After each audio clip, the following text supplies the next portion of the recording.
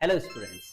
तो आज से हम स्टार्ट कर रहे हैं 12th फिजिक्स केमिस्ट्री और बायोलॉजी के वीडियो सीरीज जो आप लोगों के एग्जाम तक चलेगी।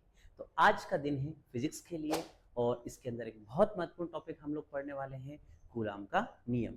लेकिन उससे पहले कुछ और महत्वपूर्ण बातों को भी जानना जरूरी है। धीरे धीरे हम इसके अंदर कुछ डेरिवेशन और कुछ और चीजें भी ऐड करेंगे। देखिए, सबसे पहले हम यहाँ पर टॉपिक जो पढ़ेंगे वो है बिंदु आवेश। इंग्लिश में इसको कहा जाता है पॉइंट चार्ज। देखो, सिंपल सी बात है कि कोई चार्ज इस टाइप से, जब हम स्थिर वैद्युत की बात करते हैं तो कोई एक इस टाइप से आपका आवेश है, एक बिंदु पर एक पॉइंट आउट किया गया है, ठीक है, उसको हम क्या बोलते हैं? बिंदु आवेश बोलते हैं। हम स्थिर वैद्युत में बात कर रहे हैं तो आवेश आपका स्थिर रहेगा, गतिमान नहीं रहेगा। तो अगर मान लिया जाए इसी टाइप से आप दो आवेश लेते हैं, जैसे ये प्लस क्यू हो गया या माइनस क्यू हो गया। अब आप देखिए, इस चार्ज का जो आकार है वो ना के बराबर है और डिस्टेंस की अगर अपन बात करें तो बहुत ज्यादा है। तो ऐसी कंडीशन में इसको भी हम कह सकते हैं बिंदु आवेश और इसको भी हम कह सकते हैं बिंदु आवेश, इंग्लिश में पॉइंट चार्ज। अब देखिए, यदि दो आवेशित पिंडों की विमाएं उनके बीच की दूरी की तुलना में नगण्य हो तो उन आवेशों को क्या कहते हैं? बिंदु आवेश। एक नंबर की डेफिनेशन है, बाई चांस कभी अगर आ जाती है तो आप लिख सकते हैं। बात करते हैं कूलाम के नियम की। देखिए, कूलाम का नियम करके भी पूछा जाता है, कूलाम का व्युत्क्रम वर्ग नियम करके भी पूछा जाता है, तो कोई प्रॉब्लम नहीं है। देखिए, 1785 में फ्रांसीसी वैज्ञानिक, पूरा नाम था चार्ल्स ऑगस्टिन कूलाम, कहीं कहीं इसका नाम CA कूलाम करके भी आता है, चार्टर्ड अकाउंटेंट नहीं है ये, ठीक है।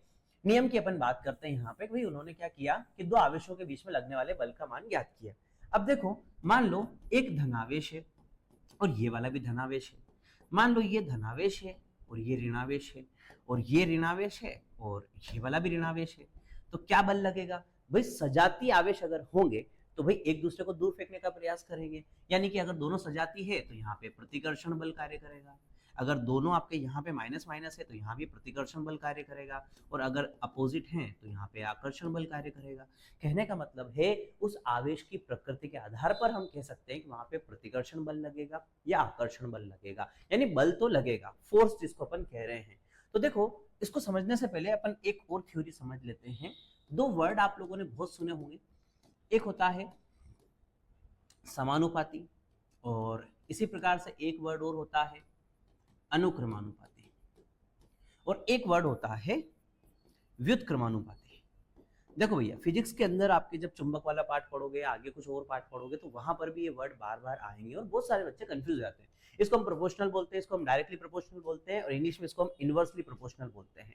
देखिए, फिजिक्स में क्या होता है, अधिकांश जगह ऐसा होता है कि जैसे एक चीज में आप वृद्धि करते हो तो दूसरी चीज में वृद्धि हो जाती है, और जब एक चीज को आप घटाते हो तो दूसरी घट जाती है, उसमें भी कमी हो जाती है, यानी एक दूसरे के अनुपात में वो बढ़ती है और घटती है।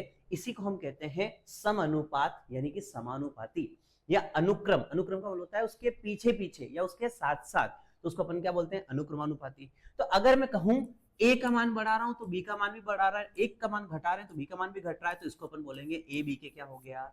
समानुपाती। बात करते हैं व्युत्क्रमानुपाती की। कहीं कहीं ऐसा भी होता है कि जब एक को बढ़ाते हैं तो दूसरा घट जाता है और एक को घटाते हैं तो दूसरा बढ़ जाता है, तो उल्टा हो रहा है ना यहाँ पे। तो उल्टा हो रहा है तो यहीं पे वर्ड आपका चेंज हो जाता है, उसको हम बोलते हैं व्युत्क्रम अनुपात में, इसलिए इसका नाम क्या होता है? व्युत्क्रम अनुपाती। तो इसको अपन ऐसे लिखते हैं, ए प्रोपोर्शनल 1/b। आई होप आपको ये सारी चीजें क्लियर हो गई होगी, क्योंकि अब ये अपन ने समझ लिया है और ये बल भी हमने समझ लिया है, तो अब आपको नियम समझने में दिक्कत नहीं आएगी।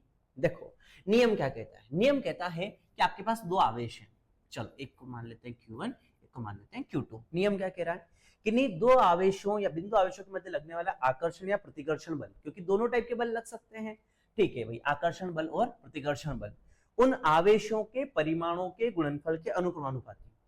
उन दोनों जो चार्ज हैं आपके, उनके गुणनफल के तो होगा अनुक्रमानुपाती, और उनके बीच की दूरी के वर्ग की क्या होता है?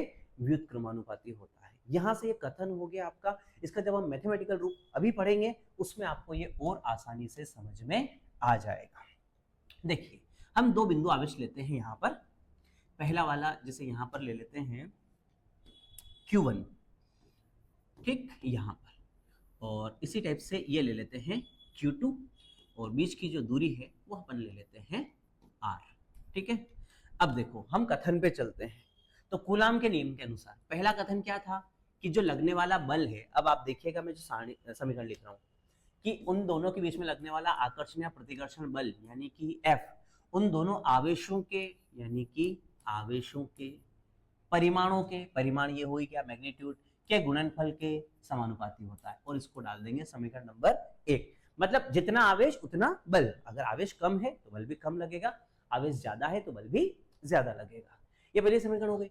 दूसरा उसका कहना है कि उन दोनों के बीच की दूरी, ये रही बीच की दूरी, के वर्ग के व्युत्क्रमानुपाती होता है। और मैंने आपको अभी थोड़ी देर पहले समझाया था जब आपका व्युत्क्रमानुपाती होता है तो उल्टा लिखना पड़ता है उसको 1/, करके। अब आपके पास दोनों कथन का गणितीय रूप आ गया, तो हम क्या करेंगे, दोनों को मिला के लिखेंगे। तो यहां देखिएगा समीकरण 1 और 2 से, तो F proportional Q1 into Q2 अपान R²। और आप हमेशा ध्यान रखिएगा जब भी प्रोपोर्शनल हटेगा तो एक कांस्टेंट लगेगा, और वो लगेगा फिलहाल तो K, अधिकांश जगह K ही लगता है। अब इस K की अलग अलग टाइप की वैल्यू होती है। तो कूलाम का नियम का एक ये रूप हमारे सामने अभी आया, ठीक है। अब अपने को क्या चाहिए, यहाँ पे K की वैल्यू चाहिए, ठीक है। K को अपन ने लिख दिया भैया क्या है, एक प्रकार का कांस्टेंट है भैया, या स्थिरांक है। अब K का मान पद्धतियों पर डिपेंड करता है, तो अगर आपकी CGS पद्धति है तो K का मान होगा 1, तो आपकी ये हो जाएगी समीकरण नंबर 3। हम लिखेंगे तो समीकरण 3 से, यानी कि अगर CGS पद्धति में हमारा कूलाम का नियम अगर आएगा तो वो आएगा F बराबर Q1 Q2 अपान R²। ये हमारा एक कथन हो गया, ये हो गया समीकरण नंबर आपकी 4।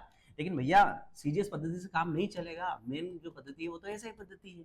तो SI पद्धति में आपका जो कांस्टेंट है उसकी वैल्यू होती है 1/4πε0 वायु की, और उसकी पराविद्युतांक वगैरह का जो मान रहता है वो रहता है यहाँ पर।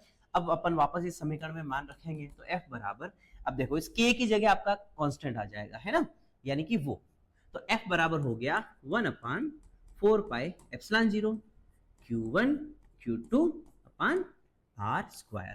तो हमारा एक ये वाला कथन जो है उस हिसाब से भी आपका जो है कूलाम का नियम यहाँ पे कंप्लीट है।